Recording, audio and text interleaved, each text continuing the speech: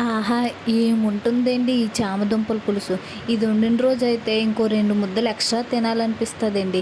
సింపుల్‌గా ఎలా చేసుకోవాలో చూద్దామా? కళాయిలో ఆయిల్ ఏసుకొని ముందుగా క్లీన్ చేసి పెట్టుకున్న చామదుంపలు కొంచెం ఫ్రై అయ్యాక ఉప్పు, పసుపు వేసుకోవాలి. ఏసి 2 నిమిషాలు ఫ్రై చేసుకొని ఒక ప్లేట్‌లో తీసి పక్కన పెట్టుకోండి.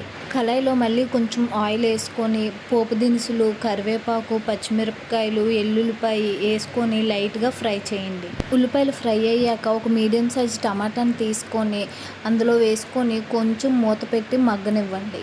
టమాటాలు మెత్తగా మగ్గాక కొంచెం ఉప్పు, కారం, పసుపు వేసుకొని ఫ్రై చేసుకోండి.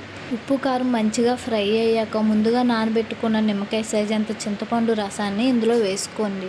అందులోనే ఒక గ్లాస్ వాటర్ వేసుకొని ముందుగా ఫ్రై చేసి పెట్టుకున్న చామదుంపలను కూడా అందులో వేసి ఒకసారి కలుపుకొని మూత పెట్టి లో ఫ్లేమ్లో మగ్గనివ్వండి. ఇలా మరిగాక కొద్దిగా గరం మసాలా వేసుకొని 2 నిమిషాలు